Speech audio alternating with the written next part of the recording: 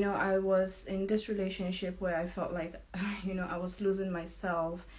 And coming to this place of understanding healthy boundaries, at the beginning, they felt like a wall. They felt like they were defensive. And the more I understood what healthy boundaries are, I came to see that they have to do with me. They start with me, understanding my values, understanding my worth, understanding myself first, and then moving to a place where I can communicate them more easily. And the communication styles, really, they are at the center. Hi, Jonathan. So I'm going to invite you. Let's see. There you go.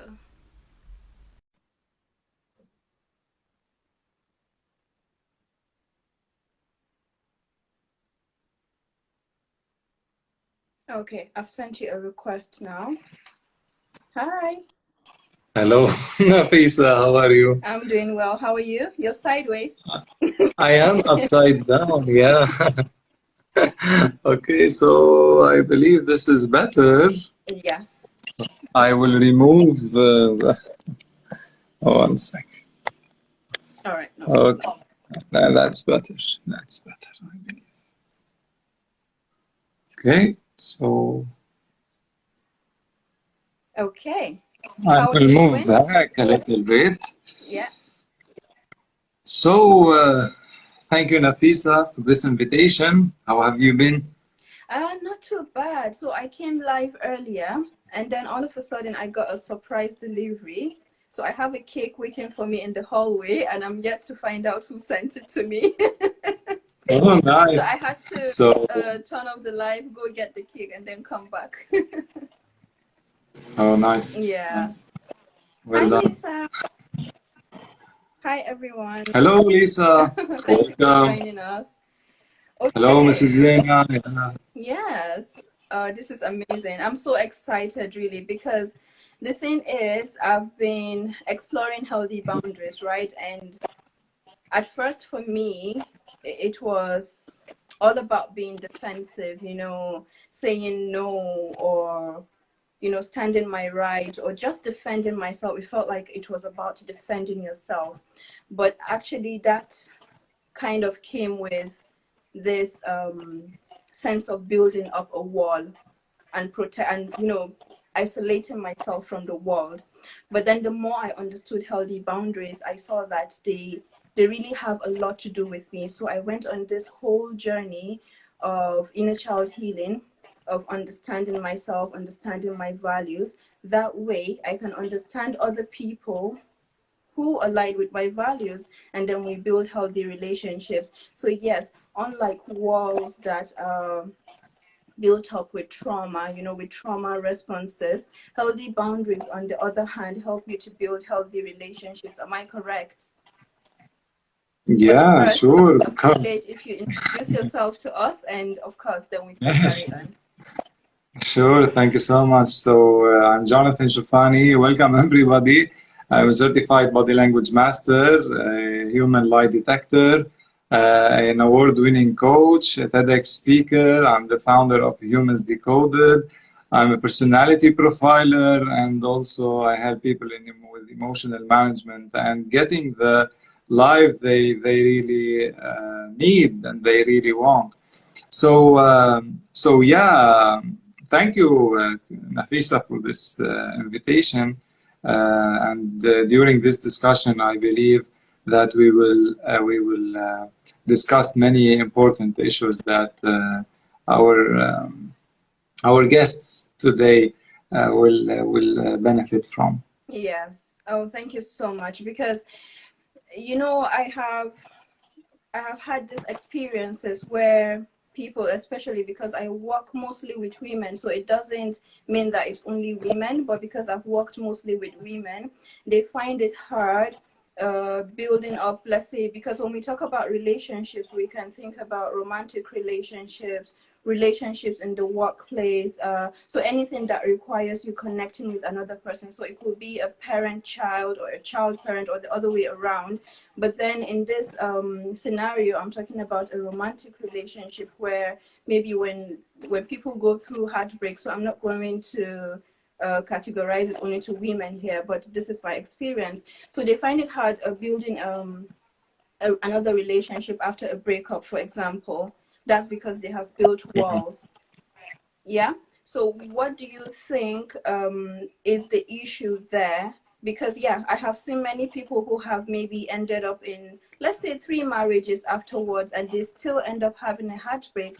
But then if you were to ask the question, they will tell you, okay, maybe this person, was a nice person. So what do you think is the issue? What do you think is the disconnect there? I hope that question makes sense. Yeah, sure. So there are a lot of issues, I believe. And one of the things are like the person doesn't know himself or herself well enough. And usually, if I have like 3 or 4 negative experiences, like in relationships, it can be that I have the problem. So I should first do the work on myself. I should discover myself, my own feelings. What do I need from life? Do I have a purpose in life?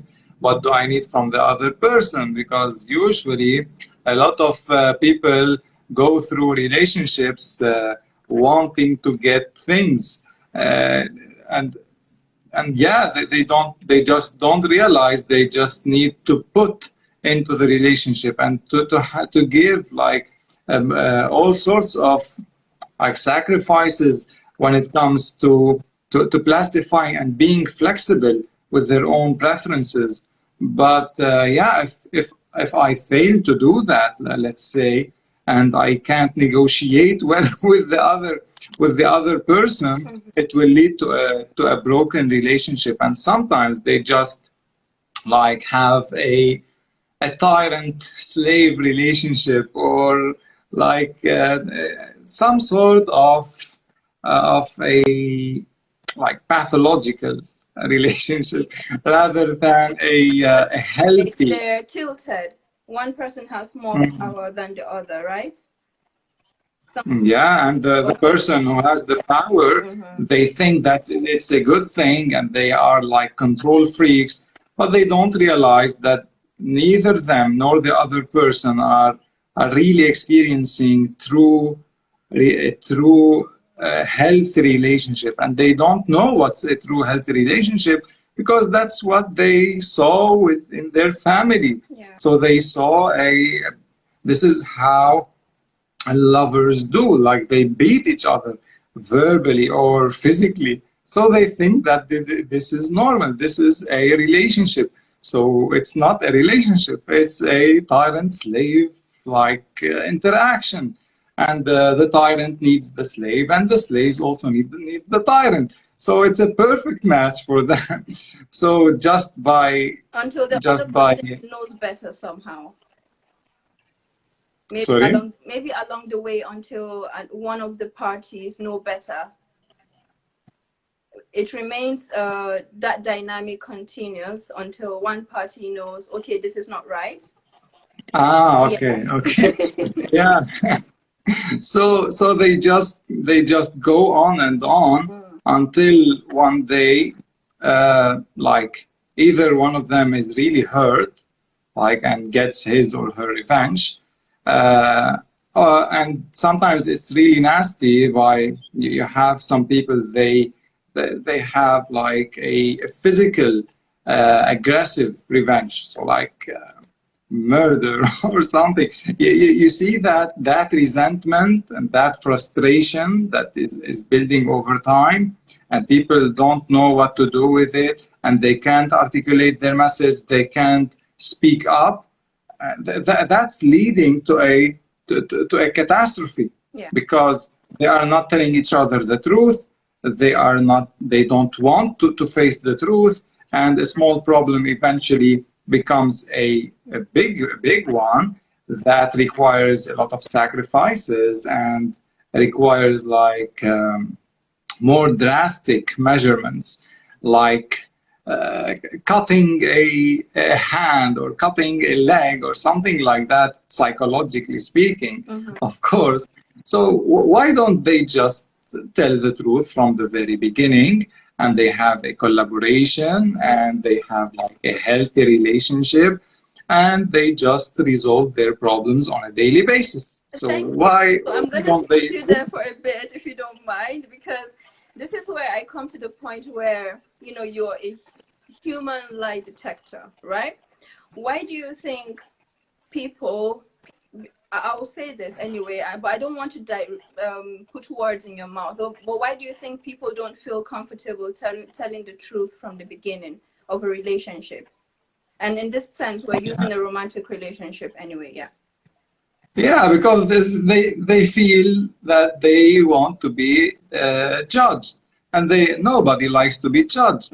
So if I say that, okay, so I had this problem today, I didn't know how to deal with it, so you know that comes across as like I am a weak person, but that doesn't have to do with weakness.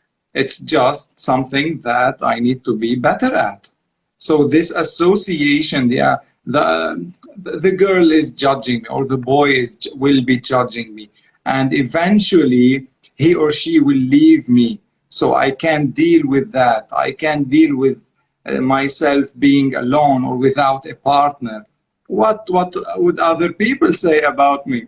You know, my friends are all like in couples, and I am the only one who doesn't have like a partner. Yeah. So I am not comfortable where I am, and that's why when I am in a relationship, I am like trapped.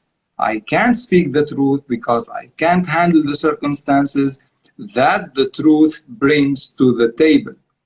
So I go with the status quo, and eventually building up resentment and frustration and all sorts of negative emotions.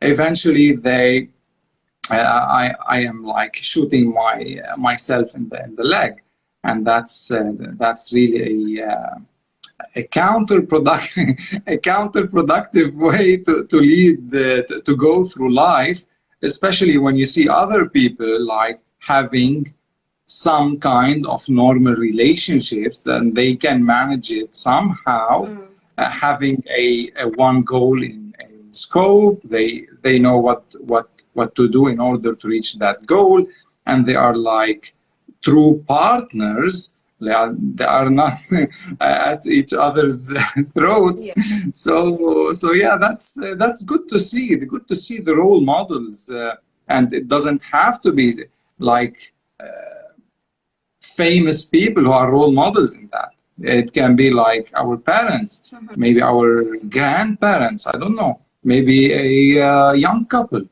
So it doesn't matter. It matters. What matters most is that people need to be truthful. Need to tell the truth in a comfortable way. Yeah. And sometimes they don't like to tell the truth because they think that they will hurt the other person.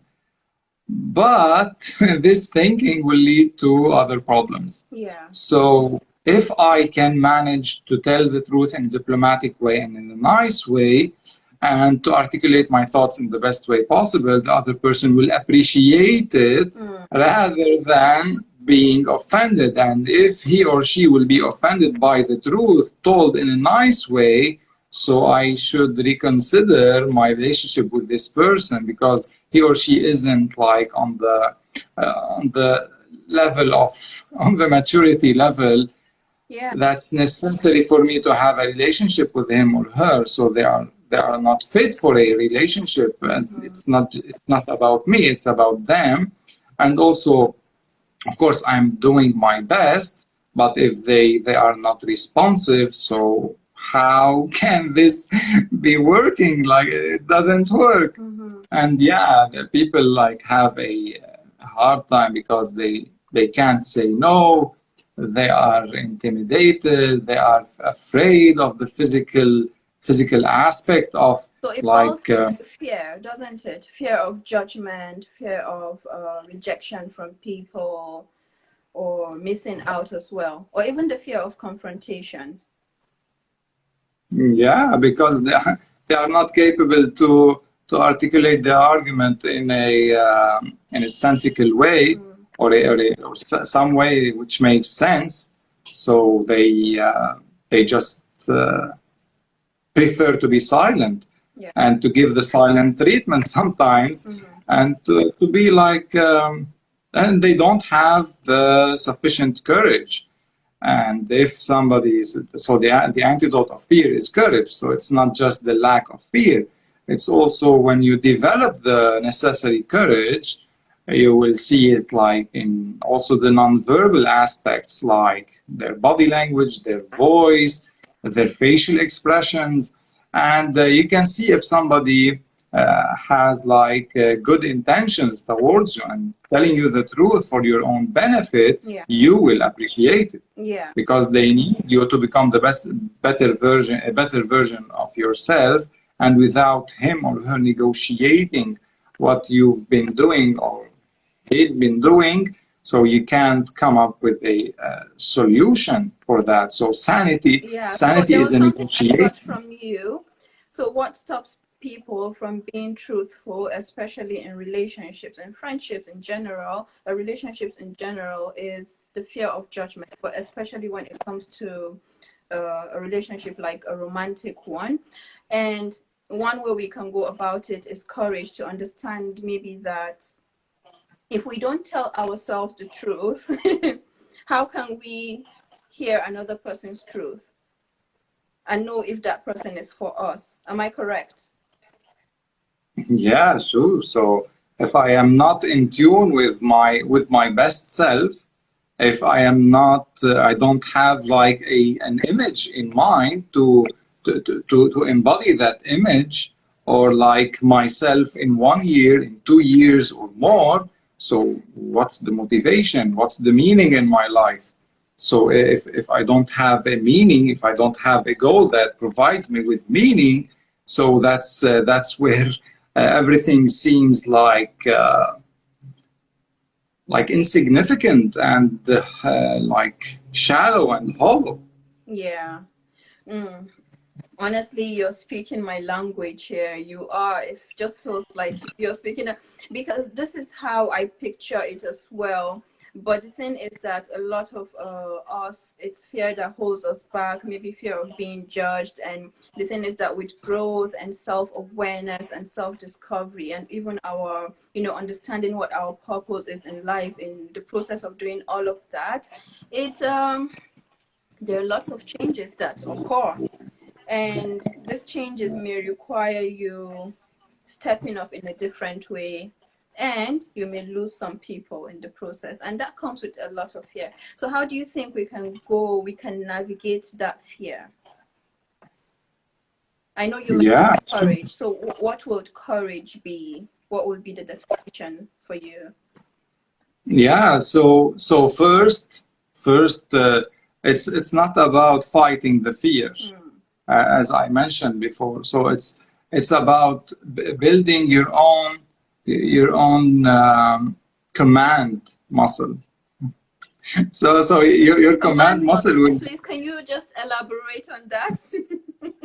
yeah. So because sometimes we are hijacked by our fears, and so those fears will be operating through us, and that's not something pleasant to see in people, hijacked by their own fears and their freeze, fight, flight expressions and state of minds.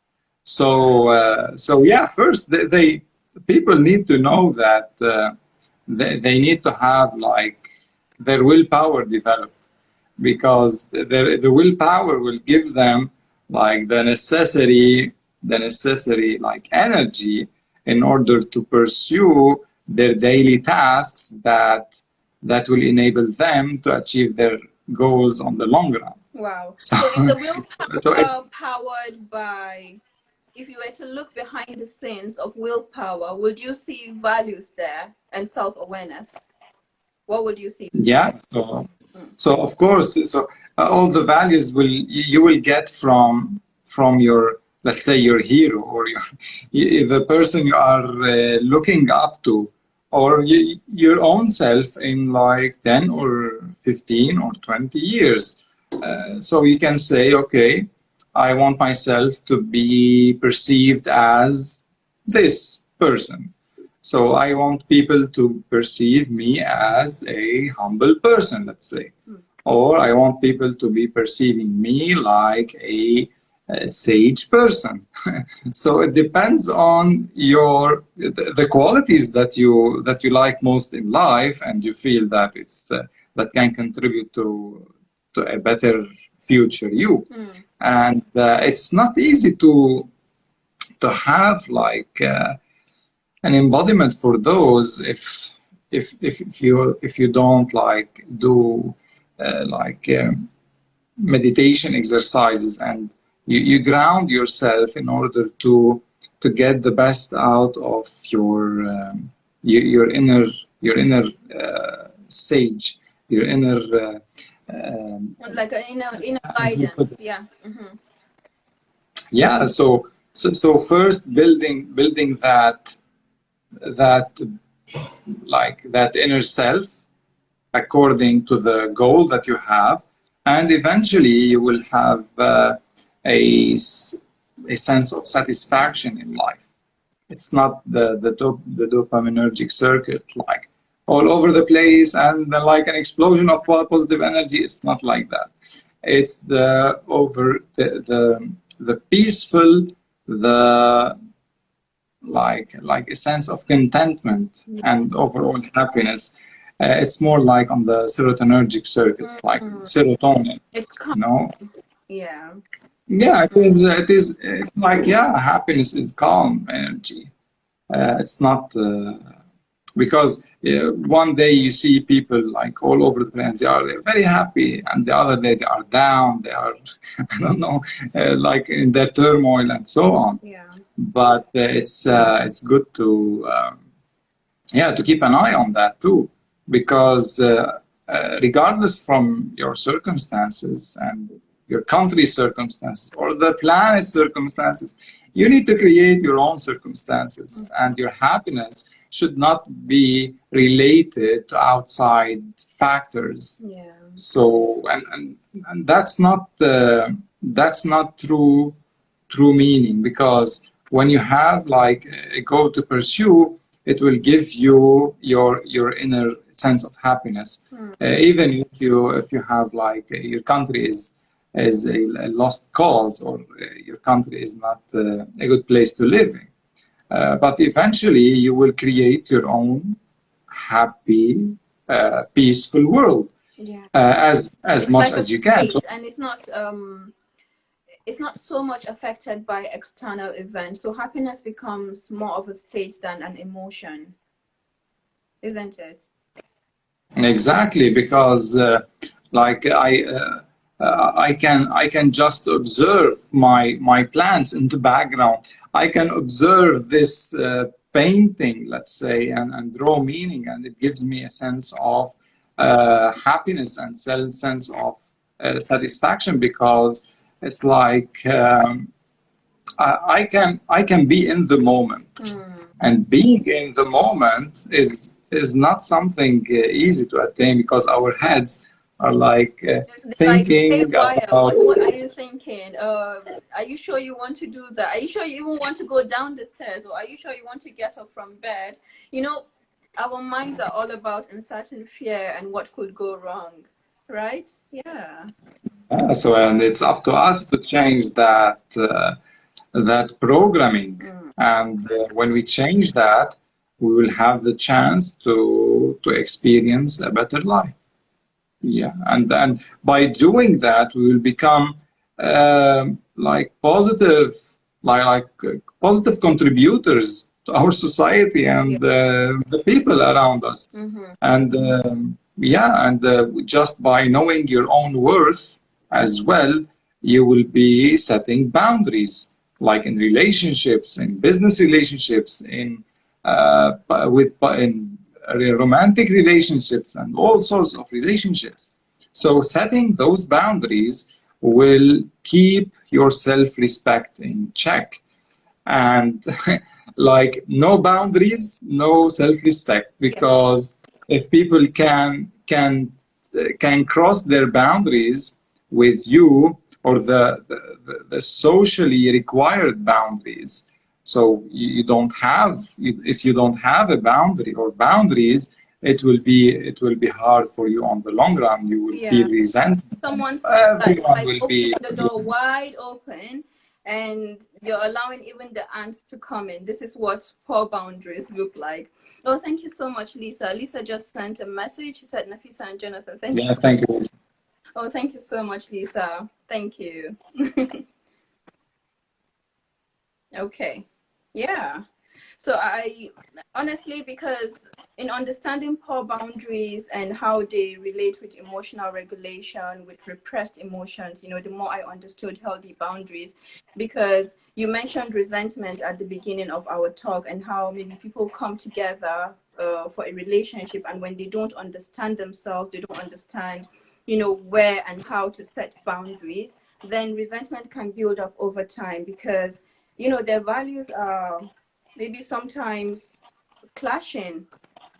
And then when we're not able to communicate, then resentment can build up and we can bring up all of this passive aggression and outbursts of anger, the inability to communicate our needs in the right way. So it's not like we don't know how to communicate, but in the first place, we just didn't understand ourselves. We just didn't understand who we are. So could this be a big deal, for example, for people before entering any form of commitment, let's call it that? Would it be good for them to understand themselves first? It would be essential. It would be essential because no, there is no way to have like a healthy relationship without both parties being able to discern what's really happening with them first, and later on to see what's going on with with the other person.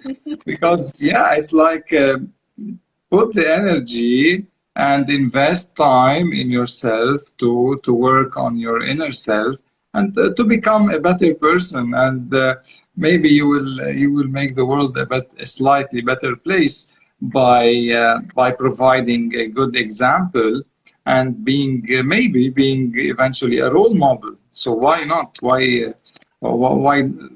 don't have this in mind? Mm. Yeah, I believe it is the answer. But the thing is, just like we mentioned, we require lots of courage to go about, stepping into who we truly are, stepping into that power, stepping into, even aligning with our purpose. Because when we find a purpose during our day, what gives us meaning, what gives us joy, then we free both ourselves and other people. We're able to communicate what we want to other people and understand when it is to just close the door on that relationship, to say that I'm moving on. But for me, not out of resentment, not out of can I say, not out of spite, but out of love for ourselves. So I think this is really important. Thank you so much, Jonathan. And so what are some ways that, I know you mentioned them here and there with the facial expressions, the gestures. What are other ways that we can communicate non-verbally? If we could just touch on that a bit. Yeah, sure. So our voice, let's say, so I can talk in a condescending voice. Okay, I can talk in with a humble tone. I can talk with like expressing my sadness or expressing any other emotion, Yeah. as well as our body language and our facial expressions, or maybe micro expressions that are influenced by our thoughts. And if I have positive thoughts, my body will follow. My body will be having positive experience, positive expressions, and other people will trust me, Mm-hmm. and they will feel that, I like that person. All the things that their subconscious mind will be having, like it's like a report. Eventually, it will give them yes or no, positive or negative. Mm-hmm. And you can feel that some people are like, it's like I know you from a long time ago. And it's just because they are friendly, the inner qualities are expressed in a manner from their facial expressions, their body language, and their voice. So, so yeah, it also, although it requires training and it's not like discovered like It's this, like a muscle. but yeah, every day we need to, because our eyes are not just receivers, they are also projectors. Yes. So if you look at people's eyes, you know what they are You're the human communicating lie with you. detector. So you're speaking out of, I've been doing this for quite some time. When you're talking to me, for example, I'm like, okay, okay. Yeah, so when you know other people's subconscious emotions, the emotions that they have on like consciously that they are aware of and trying to control, or they don't know they have this kind of emotion, so they don't have like this emotional recognition. They just need to meet themselves by having this knowledge Yeah. and to look at the mirror and check for their thoughts Mm. and the effects of their thoughts on their facial expressions. So let's say I am thinking about a person, okay, and I am watching my own facial expressions. I will see what's the effect of this thought about this person on my subconscious mind and my subconscious expressions. And it will be a revelation because I will know my true emotions towards this person. And this is really it's like an aha moment. It will be a revelation because, yeah, people sometimes they go through life not knowing themselves, not knowing other people, their family members. So we just need more knowledge and more wisdom, Mm. because wisdom is the application of knowledge. Yeah. And when we apply, I'm not interested in the body language for the body language, Mm. for the meaning. I'm interested how can I communicate with the other person given that information and having that insight. So if I can communicate with them in the best way possible, I can plastify my own communication style in order to speak their language, or so that we can resonate. And this is how collaborations come to life, and this is how people form healthy relationships. And yeah, and people need to work on themselves. Yeah. I need to Because work on myself. we And all do. yeah, This is it. But the thing is, from what I know, I don't want to go into another topic entirely. Thank you, Sarkisian. So I don't want to go into another topic entirely. But the thing is, when we talk about working on ourselves, only a handful of people, understand the need to work on themselves. Because when we say work on yourself, it doesn't mean that there's anything wrong with us. It just means that we want to create better experiences for ourselves. Because, for example, if you don't know yourself, you can easily fall. If you don't know yourself and fill up all of the ways that maybe your emotional needs were unmet, then there's a high chance you will fall for someone who will talk more than they show actions. And this is why I believe it's important that we understand non-verbal communication styles, so that we yeah, understand sure. that love, for example, is much more than words or what comes out from the mouth. Yeah, sure. And it's just that when you discover the other person, so some people they sometimes they get married not knowing fully what's the other person is all about.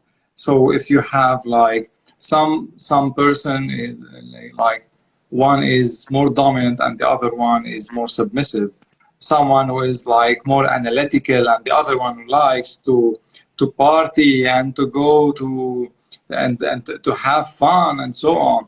So yeah, they need to have compromises, and yeah, they need to meet in on the middle ground so that they can yeah they can work it out, because what's the alternative? The alternative is just to have like fights and miscommunication and anger and so it's like putting your hand on a hot stove.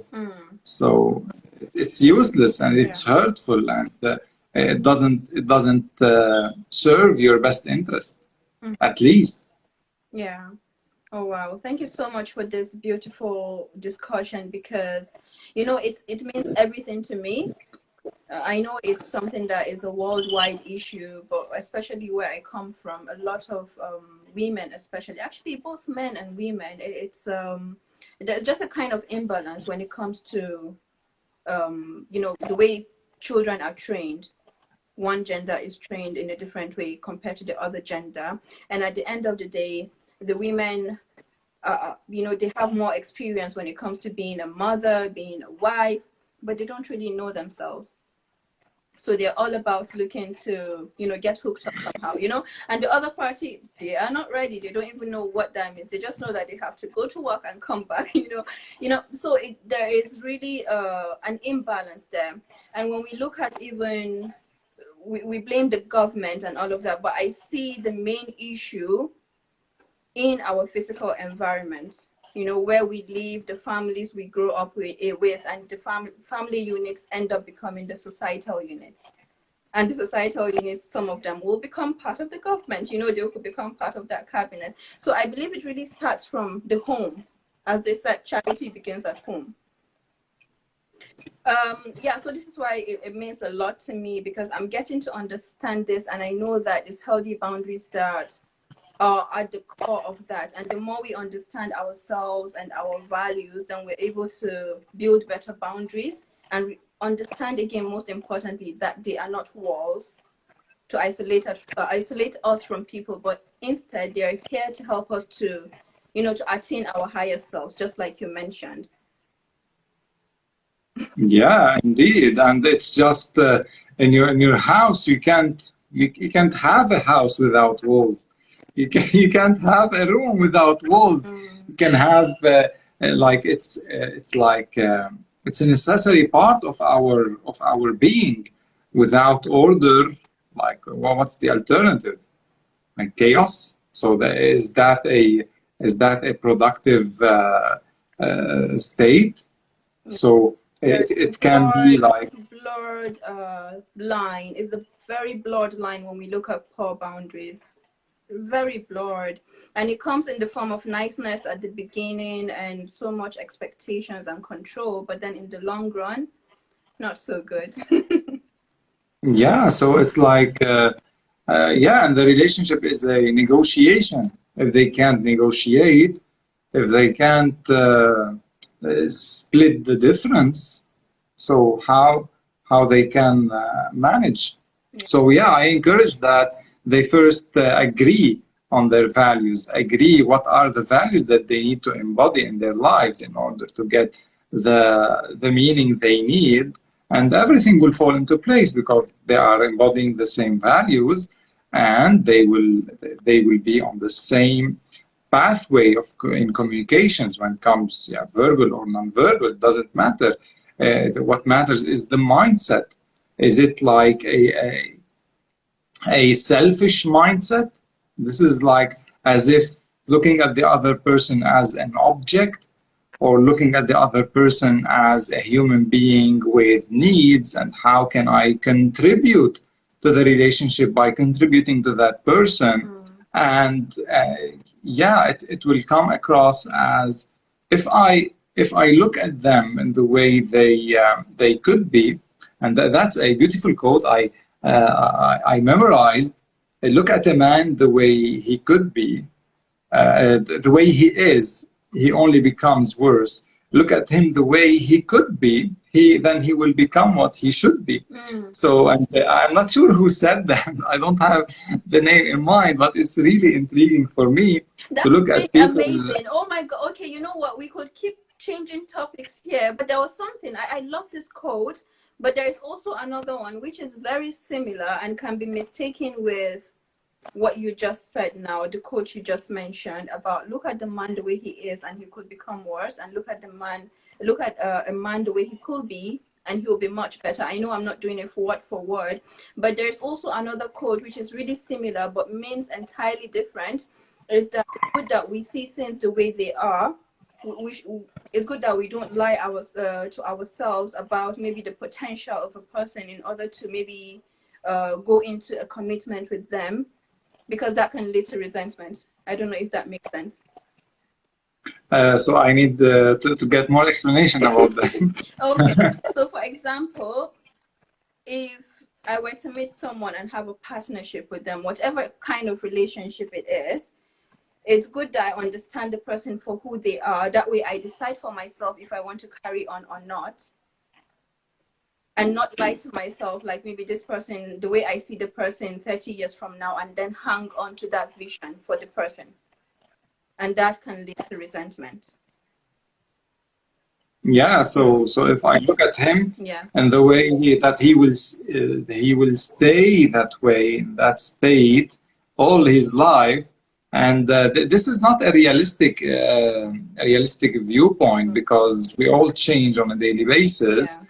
And we are prone to also change by willing to change, and we don't like other people to force us to change.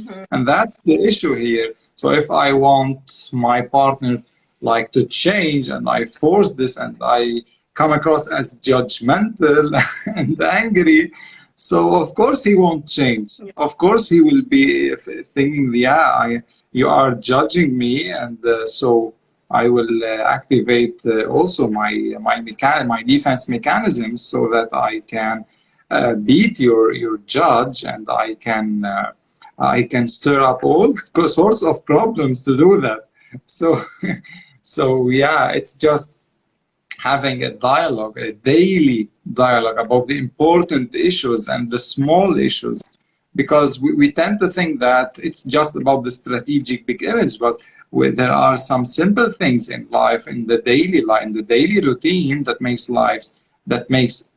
make our lives easier and better, and like having a better experience throughout the journey of life. And having a partner, it's like this is someone who you like to work in collaboration with, not to fight and impose all sorts of your own complex issues on him or her.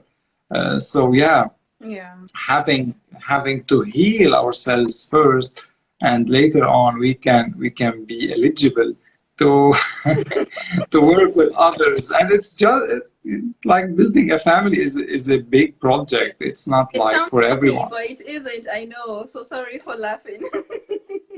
Yeah, sure. So yeah, building a family is not for everyone. People are not eligible for that, but they think they know. They just don't know, and when you don't know what you really don't know, it's like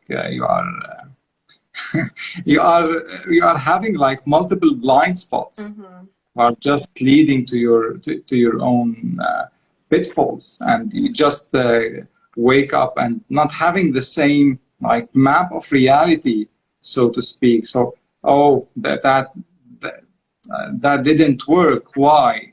I don't know why. So why you don't know why? Because your map, you couldn't see the world as it is.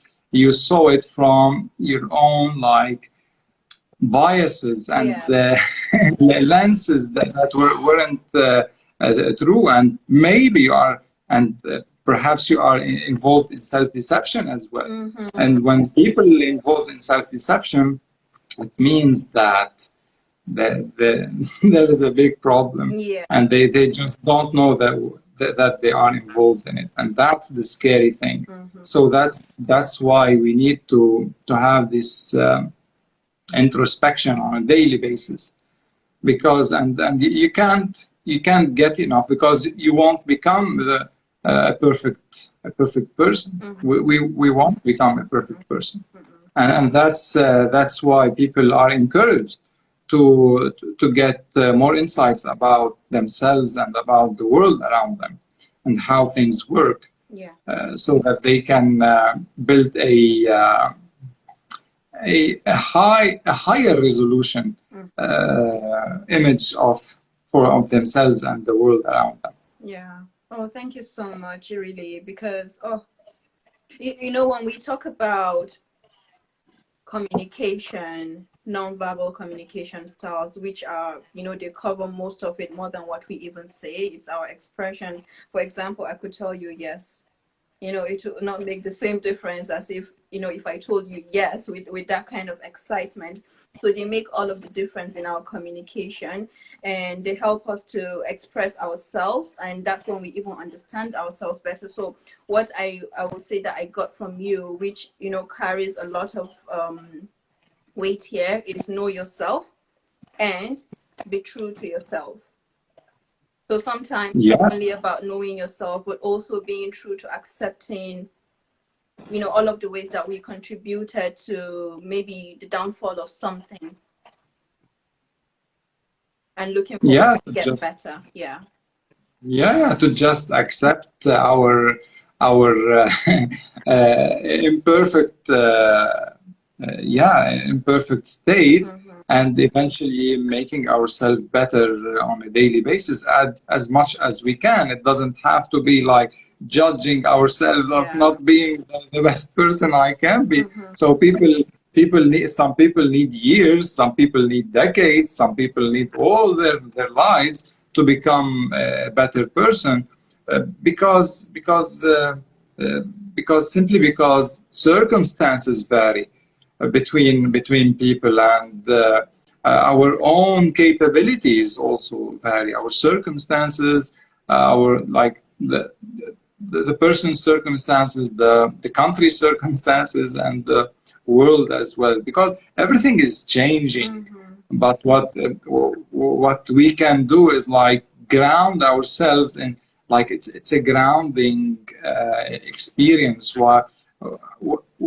What you can do is like observe the beauty in the world, observe the things that are like magical, like the stars here, Yeah. like a tree or a plant. So just focusing on these things, you will become a wiser person, and a person who appreciates being being in the moment, and being somebody who is um, wise and sage. Yeah. Mm. Wow. Oh, thank you. It's really about, because, you know, I just launched my online course, Step into Your Power Through Healthy Boundaries. And the thing is, healing is a lifelong journey. But when I was creating that online course, it took me almost 10 months to finish it. And you'll be thinking it has the world in it. Yes, it has so much wisdom in it, because it took me a lot of learning as well, from experiences, opening up to learning. Yeah, so it served as a major catalyst to my healing. So it is, healing is a lifelong journey, and it's good that we open up ourselves to learning, and also understand that there are people who we can teach, you know, to get to that next step that we have taken. Yeah, so it's just a kind of, we enter this flow state. This is how I picture it anyway. And it's just a beautiful process. So one last question for you before I allow you to, you know, carry on with your day is, what would a session with you look like?